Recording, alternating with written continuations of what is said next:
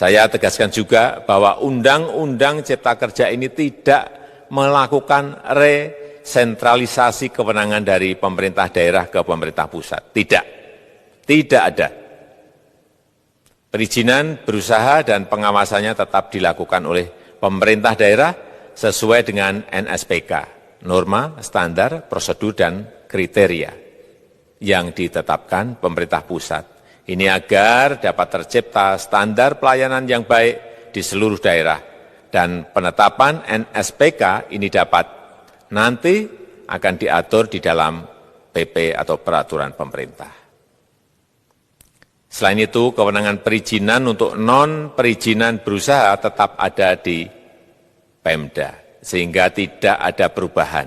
Bahkan kita melakukan penyederhanaan, melakukan standarisasi jenis dan prosedur. Upah bisa dihitung berdasarkan waktu dan berdasarkan hasil. Kemudian adanya kabar yang menyebutkan bahwa semua cuti sakit, cuti kawinan, cuti khitanan, cuti baptis, cuti kematian, cuti melahirkan, dihapuskan. Dan tidak ada kompensasinya. Saya tegaskan juga ini tidak benar. Hak cuti tetap ada dan dijamin. Kemudian apakah perusahaan bisa mem-PHK kapanpun secara sepihak? Ini juga tidak benar. Yang benar, perusahaan tidak bisa mem-PHK secara sepihak. Kemudian juga pertanyaan mengenai benarkah jaminan. Kedua, dengan Undang-Undang Cipta Kerja akan memudahkan masyarakat, khususnya usaha mikro kecil, untuk membuka usaha baru. Regulasi yang tumpang tindih dan prosedur yang rumit dipangkas.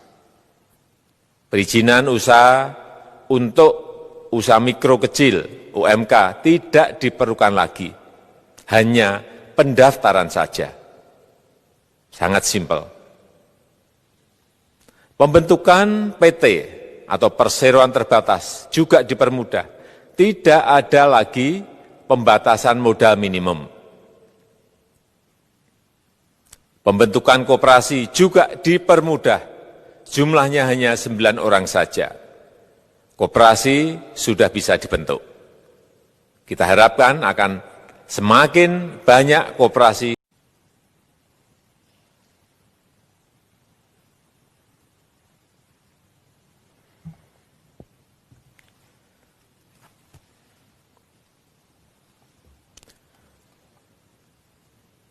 Assalamualaikum warahmatullahi wabarakatuh. Bapak, Ibu, saudara-saudara sebangsa setanah air,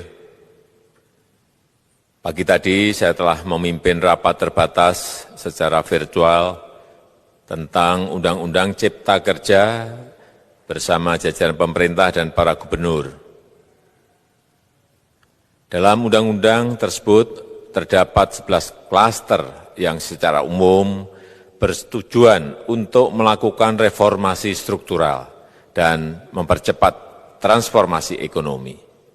Adapun klaster tersebut adalah urusan penyederhanaan. Prioritaskan kesehatan bukan berarti mengorbankan ekonomi. Karena jika kita mengorbankan ekonomi, itu sama saja dengan mengorbankan kehidupan puluhan juta orang. Ini bukan opsi yang bisa kita ambil. Sekali lagi, kita harus mencari keseimbangan yang pas. Oleh sebab itu, saya dan seluruh jajaran pemerintah selalu berupaya mencari keseimbangan itu. Tidak perlu sok-sokan akan melockdown provinsi, melockdown kota, atau melockdown kabupaten. Karena akan mengorbankan kehidupan masyarakat. Tapi kita tetap serius mencegah penyebaran wabah supaya tidak meluas. Hasilnya bagaimana? Ini yang terpenting. Tahun ini genap 75 tahun usia PBB.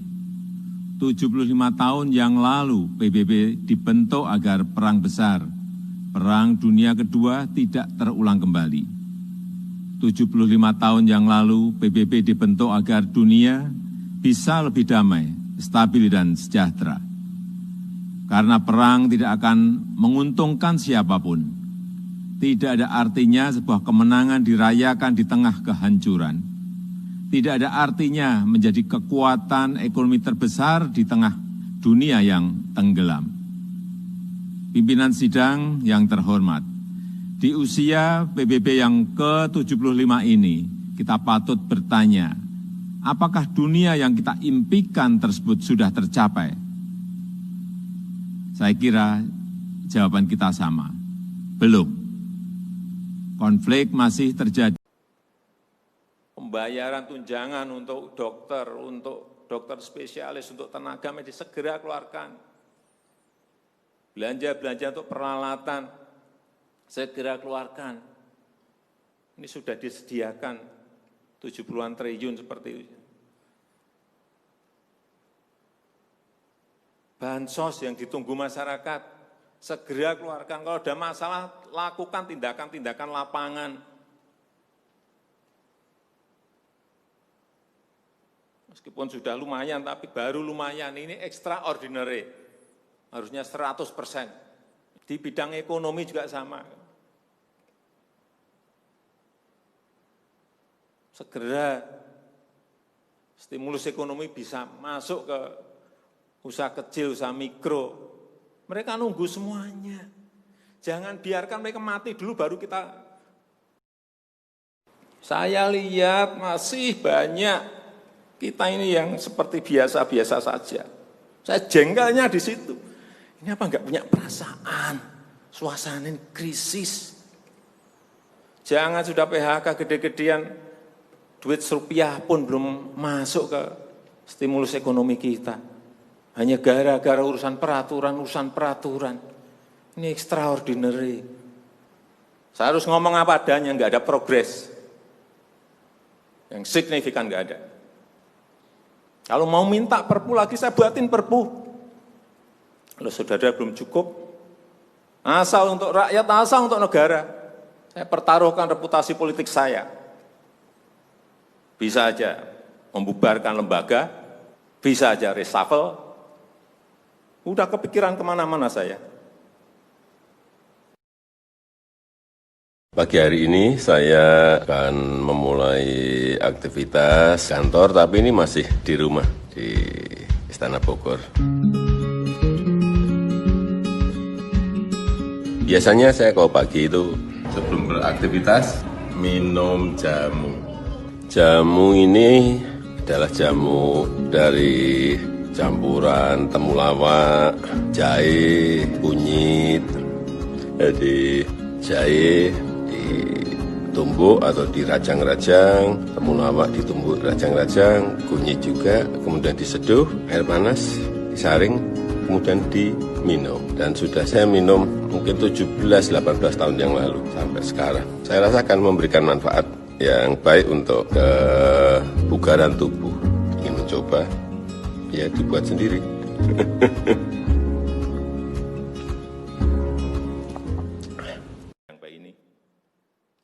Betul-betul minta pada Bapak Ibu dan saudara-saudara sekalian mengerti, memahami apa yang tadi saya sampaikan. Kerja keras dalam suasana seperti ini sangat diperlukan. Kecepatan dalam suasana seperti ini sangat diperlukan. Tindakan-tindakan di luar standar saat ini sangat diperlukan dalam manajemen krisis. Kalau sekali lagi, kalau payung hukum masih diperlukan, saya akan siapkan. Saya rasa itu yang bisa saya sampaikan. Terima kasih. Assalamualaikum warahmatullahi wabarakatuh. Perasaan ini tolong sama. Kita harus sama perasaannya. Kalau ada yang berbeda satu saja sudah berbahaya. Jadi tindakan-tindakan kita, keputusan-keputusan kita, kebijakan-kebijakan kita, suasana adalah harus suasana krisis. Jangan kebijakan yang biasa-biasa saja, menganggap ini sebuah kenormalan. Apa-apaan ini? Gue pernah manggung di luar negeri. Tapi ada satu yang beda dari seluruh yang gue pernah manggung. Cara ngambil kotoran hidung. Orang bule itu enak ngambilnya. Ambil selepet. Selesai, tapi bangsa kita coy beda ngambilnya. Ambil pelintir. Ini kenapa lu harus goyang coy? Ya kan? Di mana letak anehnya? Lamun siro sakti ojo mateni. Meski kuat, jangan Meskipun menjatuhkan. kamu sakti, meskipun kamu kuat, jangan suka menjatuhkan. Lamun siro banter, ojo ndisiki. Meskipun kamu cepat, jangan suka mendahului. Yang ketiga tadi, lamun siro pinter, ojo minteri. Meskipun kamu pandai, jangan sok pintar. Jangan ada yang merasa paling benar sendiri dan yang lain dipersalahkan. Jangan ada yang merasa paling agamis sendiri. Jangan ada yang merasa paling Pancasilais sendiri.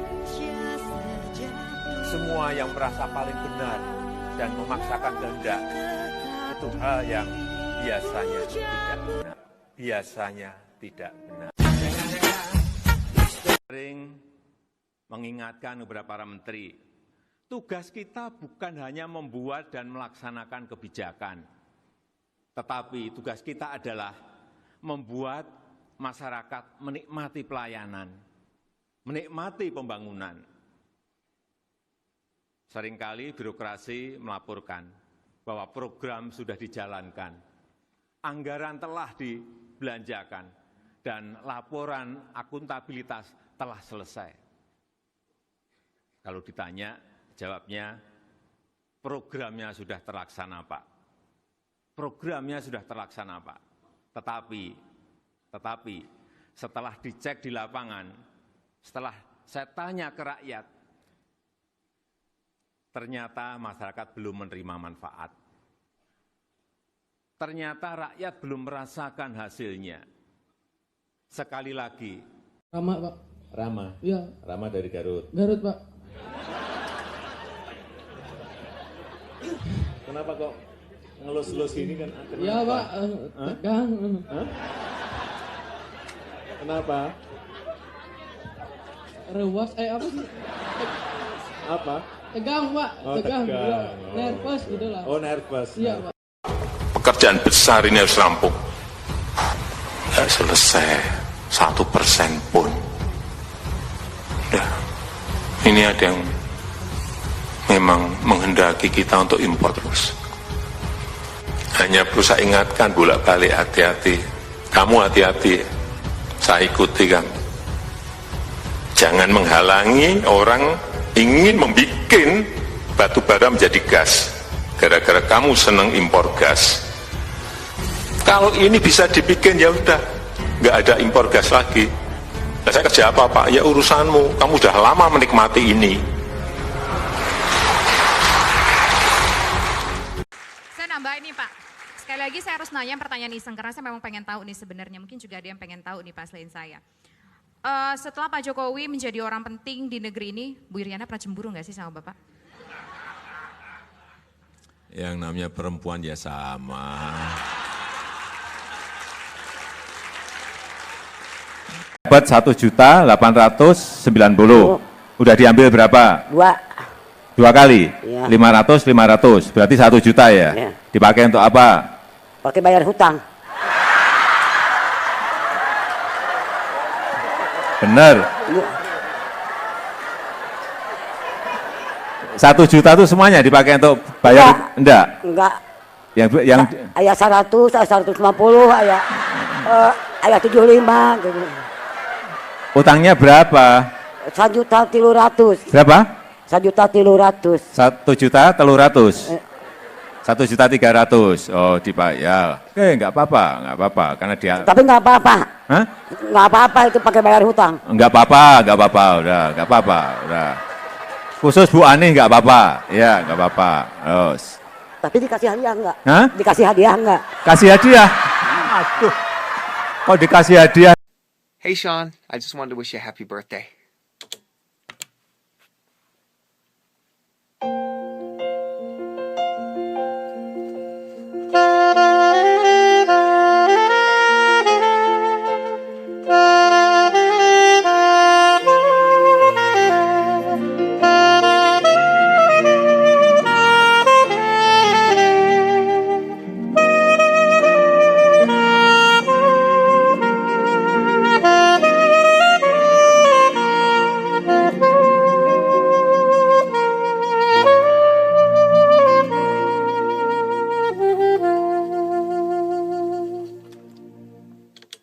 Happy birthday, Sean. Di rumah pas Iya. saat sidang. Iya. Oh, terus lihat di mana, apalagi di mana lagi lihatnya? Lihat ke ini sedang Agustusan, lihat di lapangan Bapak ada. Saya bilang, Pak Presiden saya di sini gitu. Oh gitu. Bu Iya. Ani, Pak Presiden saya di sini gitu. Iya, karena saya cuma sendiri nontonnya. Oh. Ya udah. Terima kasih karena bisa jawab tadi. Sepedanya diambil, udah. Iya Pak, nama saya, udah.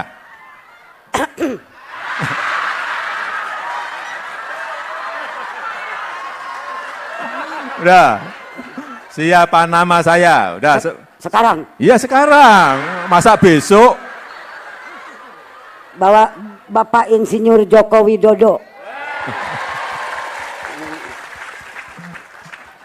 Saya pikir nggak tahu. Tahu di TV. Taunya dari TV. Ya setiap hari lihat Bapak di TV. Oh, setiap hari lihat di TV. Iya. Mau itu apa? Mau sidang saya lihat Bapak di TV. Mau sidang? Ya mau sidang purna apa nggak tahu tuh. Sidang kabinet. Oh, sidang kabinet. Ya. Ibu lihat. Saya ikut nonton gitu tapi Ikut di nonton? luar. Oh, Di rumah tapi nontonnya. Oh, lihat TV di rumah pas Iya. saat sidang. Iya. Oh.